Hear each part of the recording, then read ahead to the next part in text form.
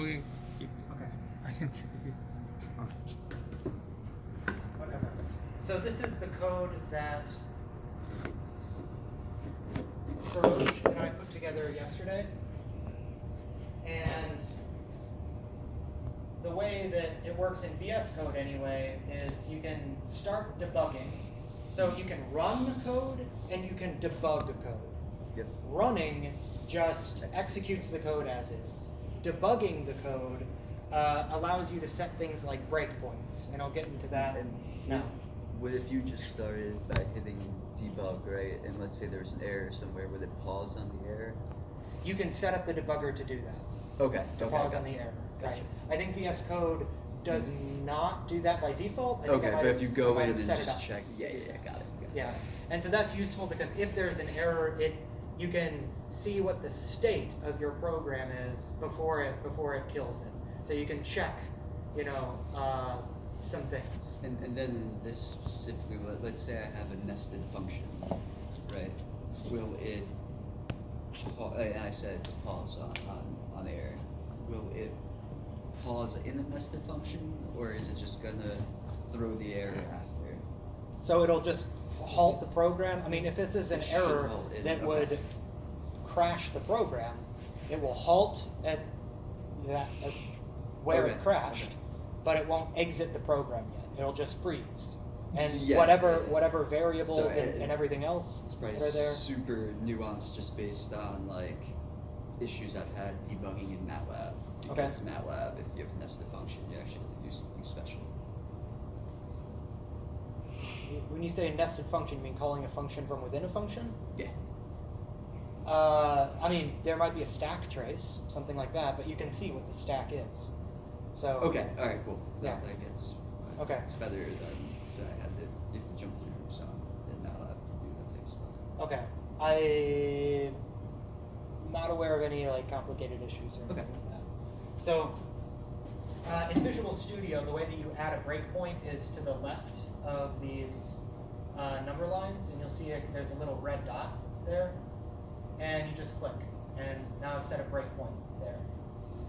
If you set up lots of breakpoints, you can disable them, which will keep them there, but when you're debugging, it'll just skip past it. You can also edit the breakpoint and give it an expression. So I only want this breakpoint to stop here if this is true. So maybe if I'm iterating through something a million times, then break every 1,000. So run 1,000, then pause, and then I can check stuff out. Then run for another 1,000, then pause. And so this way, or maybe if it's a for loop, you only want to check the very first iteration to make sure everything's okay, and then after that, it can just go on its for loop and it won't stop at that point every single time. So you can modify breakpoints like this. Anyway, the easy case to do it is to just set a breakpoint, and I'm hitting F5, which is like to step through. Which is to the shortcut for debugging. So this is what the debugging looks like. It started to execute the program, and now it's frozen on this line. And so here, it's imported these statements, and it's frozen. This is a very good way to understand programs like code that you're not familiar with. Set a breakpoint for the very first line that it hits. And then here, you can continue playing, you can continue running, continue executing the program. This is execute this line and then pause. So you can step line by line to do this. This is step into. So if I'm on a function and I'm frozen at that function, do I want to execute that function and then just look at the next line, or do I want to jump inside of that function's execution? And so this is what this does. This jumps out, so if you've jumped in a few steps and then you just want to go back, leave this function, you can use this. That's replay, and stop just kills the debugging altogether. So at this point, you can see a couple of things. So this is how to actually step through the code. Here are all of your local variables. So at this point, all these things, this NIST, whatever, this I got from here. That's been imported. And so you can see what that object is looking like. this signing key was imported here. So all of this stuff here, hash loop, that's because I imported it. Okay, so you can see all of the local variables right now.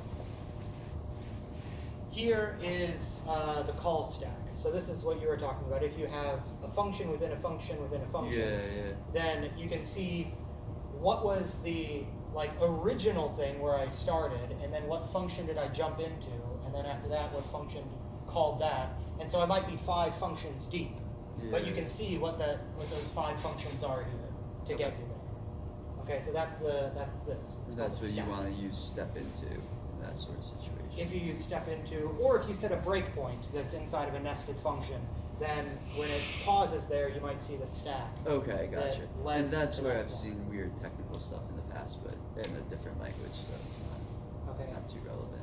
You can also watch variables. I haven't used that very much, but okay. So I've set a breakpoint here.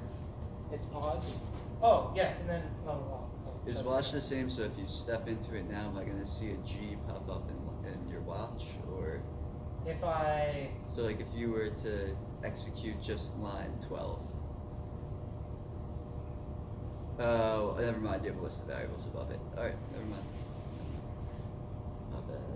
So I don't want to see this. Great. Okay. I'll minimize the call stack for now. Give me more room here. All right. So here are all of my local variables, and you can open them up and expand them. Right now, I'm going to step 1 line, and then you'll see that this will create a new thing called G right here. Okay? So that's what this line of code did. It created this object called G, and you can interact with G now either by hovering over it here. This will list what the actual G is. Over here, you can collapse it or sort of unroll it like this. Start to see what, So this is the network X graph.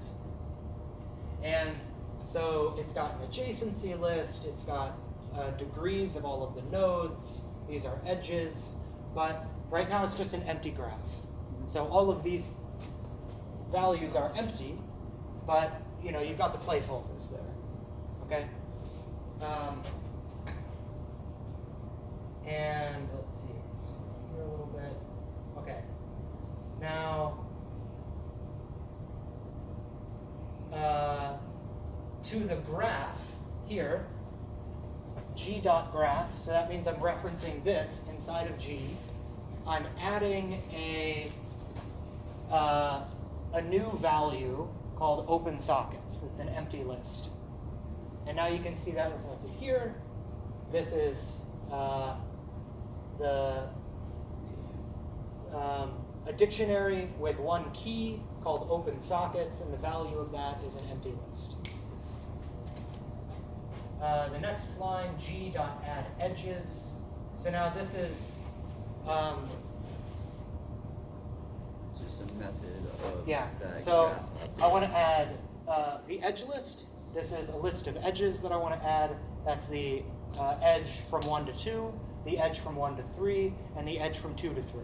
So these are 3 now nodes that are going to have edges between them, and it's going to be a completely connected graph, all 3 of these components.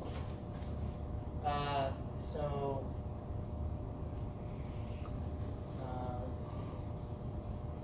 Now, when I execute this line, when I step over it, you'll see the adjacency matrix update, you'll see the edges update, you'll see the degree update, you'll see a bunch of stuff inside of this G object update after calling this method based on those edges, and great.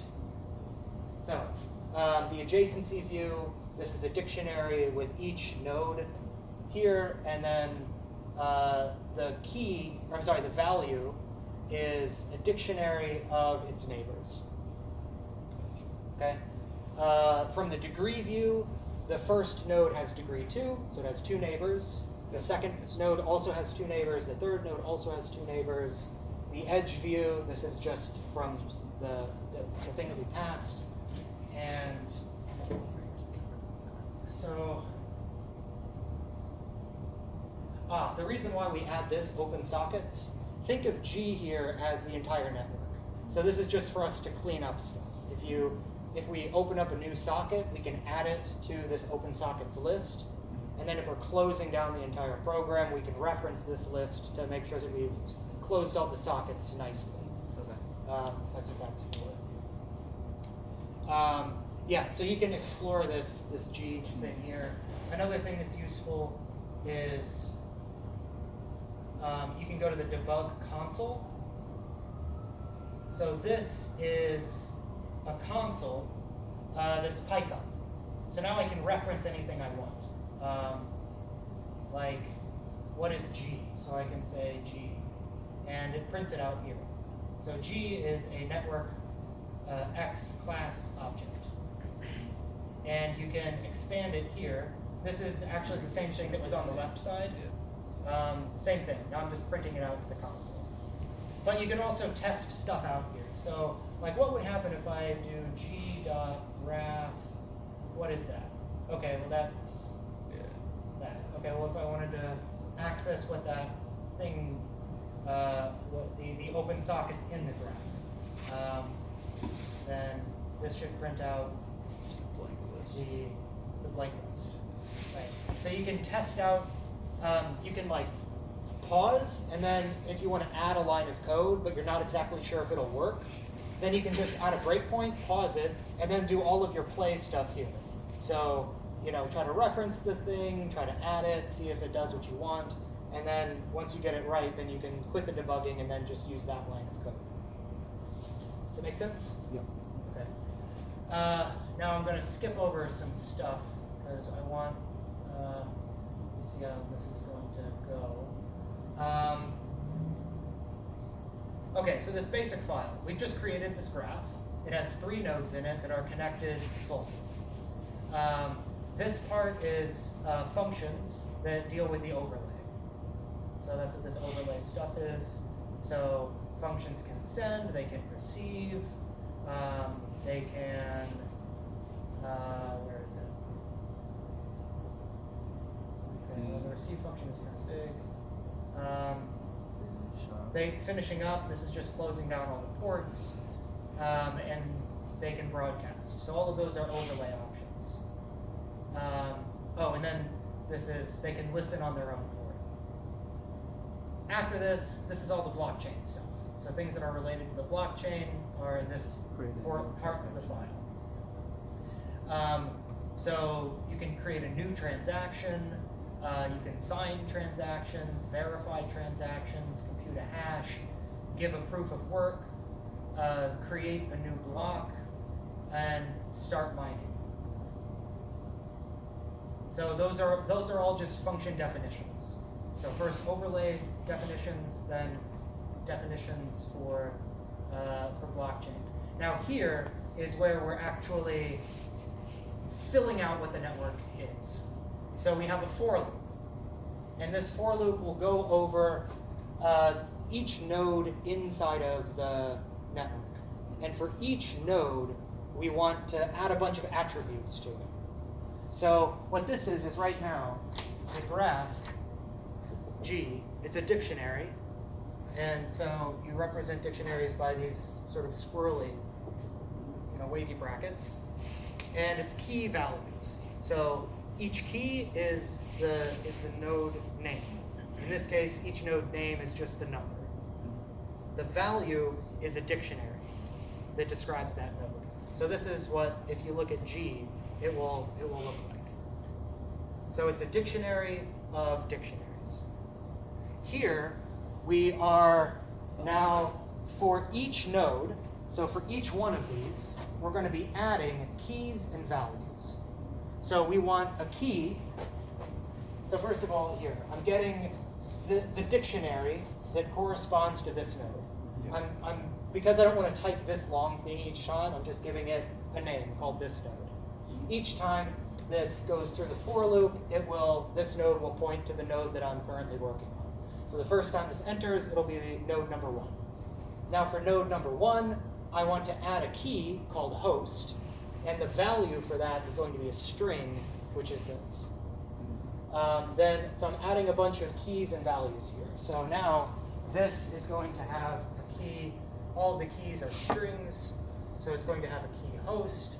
That is a string 192.0.0.1. It's going to have a private key. It's going to be some string like this. Okay, so all of these are kind of, so every node will have this node, okay? So that's what this is doing. We're updating for every one of these nodes, we're adding all of these attributes. For node 1, then node 2, then node 3. And, okay, so nodes, they have a host, a listening port, private key, public key, the string values of these, a transaction pool, so this is the transactions that they've seen so far. If they're going to create a new block, then they're going to take all of the transactions that are inside of this pool and add that to the block. My transaction, I guess these are transactions that the node created themselves. So if I create a transaction myself, then I'll add it to this list. We create an initial block of the blockchain. So all nodes will have the same initial block. The actual blockchain itself is, there'll be blocks that'll just be dictionaries like this for now. We can change this later, but this is how it is now. So the blockchain is just going to be a list of dictionaries. The neighbor ports, this is a hacky way of doing this. This is just, so these are all of the port numbers that we know of. We're assigning them in this way, so your ID plus 2 times 1,000. So if it was just ID times 1,000, then one port would be 0. We can't listen on port 0. So if we added 1 to it, then we'd have ports 1,000, 2,000, 3,000. But you can't listen on port 1,000, that's reserved. So you have to start from port 2,000. So whatever your ID is, add 2, multiply it by 1,000, and so we'll have the first node take port 2,000, second node port 3,000, third node port 4,000. And so your neighbor ports are for each number in this list, x, add it to be my neighbor, so long it's not my port. Okay, so node 1 will add these ports as neighbors, node 2 will add those ports as neighbors, node 3 will add those ports as neighbors. It's a little hacky, but we wanted to just write it in one line. So yeah, that's what this sort of construction is in Python. So this is a list, and then I want elements of this list that like. That's not equals to. Yeah, right. Okay. An initial nonce, broadcast count, broadcast table. This broadcast table is used so that if you have multiple neighbors and you're receiving a broadcast from many people, you only need to broadcast one time for that. So if you've already broadcasted, don't do it again for that specific broadcast. So this stores those broadcasts. Okay. Now, what we also add for keys and values, these are functions. So these are the functions that were above. These are overlay functions, and these are blockchain functions. Okay. Right. So now we also have functions like this. And now this points to a listening function. Okay. So every node can call themselves this function. And for each of these functions, we pass the node itself. This way, the functions can refer to things like, I'm a node, I'm going to send a message, but I want to include what my listening port number is. So this way, when the node responds, they know which port to communicate with me on. But me is a node and Suraj is a node. You know, maybe we both want to add. Maybe we both want to add Josh as a neighbor. So when I add Josh as a neighbor, I need to let Josh know this is the port to communicate with me on. Suraj also wants to tell Josh the same thing. So inside of that add neighbor function, I can just refer to what's my listening port number. And so this is why we pass the self along in all of these functions. So the mining process, you pass yourself. And this way when you call it, the proof of, let's see, yeah, like yours, this is my blockchain, not another node's blockchain, but the blockchain of me is a node, and I can reference this for me because I was passed myself in the argument list. Okay, so this is sort of creating this class type structure, but we're building this on top of the graph dictionary thing. So all of the functions that are relevant to a node, they have that as an attribute. You can also add threads. So for now, all nodes have a bunch of attributes. All nodes will have functions. And now for threading. Every node, so this for loop is just initiating all the nodes, just getting everything set up. So each node, by the end of this, they should all have, know who their neighbors are. They should have their own private, public keys, all of that. Know what their own listening port number is, and already be listening on that port. So that's what this thread does. So we're passing in this node's listener, and we're passing it itself. And after this, and then we're starting the thread. Okay? So if you wanted to kill the thread or whatever, you can always reference this thread that's running, because it's now been saved here. Okay. And so that's it. Let me add a breakpoint here.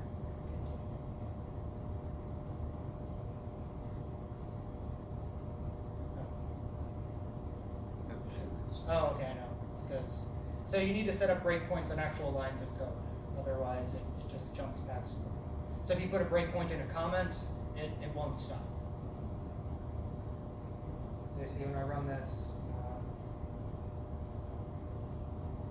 it hits that breakpoint, keeps going, yeah. So the breakpoint that I set,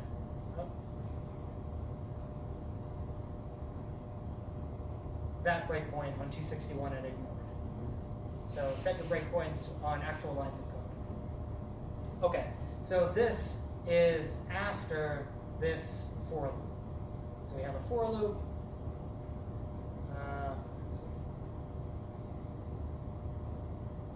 Here. Yeah. So for each node in the graph, set it up. Now we're just finished the for loop. And we can, let's see, if we look at G,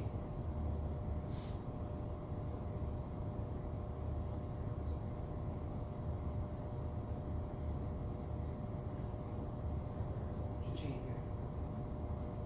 So if we look at one of these nodes,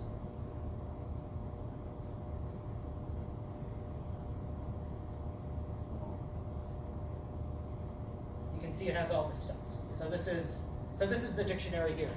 The nodes dictionary, that's the dictionary that I'm talking about when we reference this. So that's a key, that's a key, that's a key. The value is a dictionary. Everyone has their own blockchain, everyone has their own broadcast function, and everything else.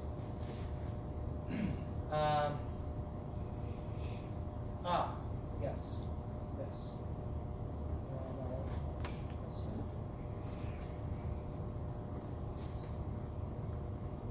Yeah, great. So this is how it's really useful for thread.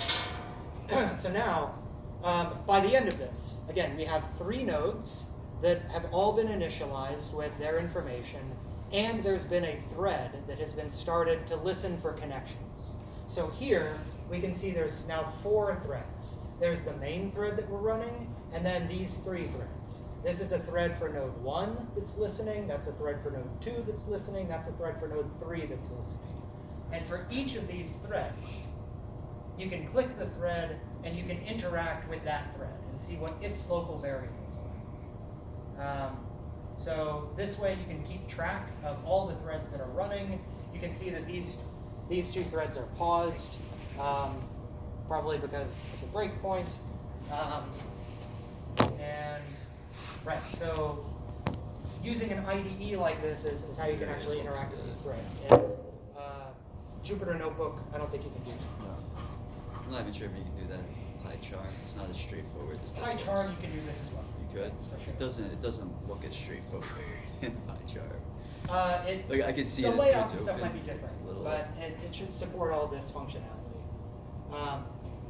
Okay, so right now, so we have 3 nodes that are all listening, and all that this does is, let's see. Oh, sorry, I don't have this main thing. Okay, so now this is everything else that the code is doing. So for all of the nodes, we go through each one and we find the one that, no, actually, so for each node in the network, start mining.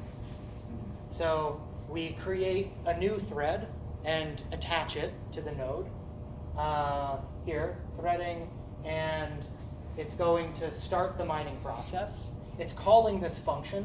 So remember, each node remembers all of the functions that it can refer to. So the target of this thread is the function that we've assigned to it. And we're passing it the node itself. And then start the thread, which will start the mining process. With the mining, what this does is it solves a puzzle, and then it broadcasts the solution to all the nodes in the network. So let's see, if I do this, I'll add another breakpoint here. Oh, actually, no, there's fine. Okay, so when I continue the breakpoint, it will run one iteration of this for loop, and then it'll pause here. So this will be for the first node, create a mining thing, if you find a solution, broadcast it. So we'll probably see, we made the puzzle easier for debugging.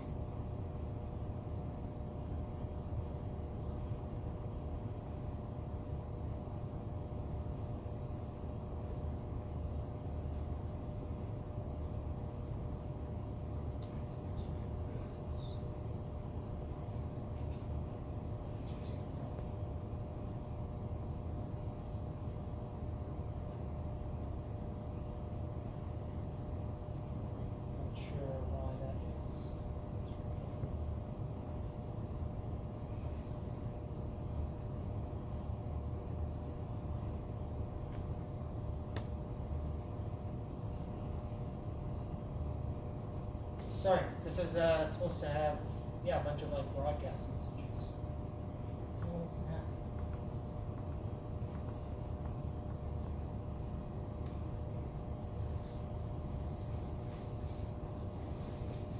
Oh, syntax error. Useless.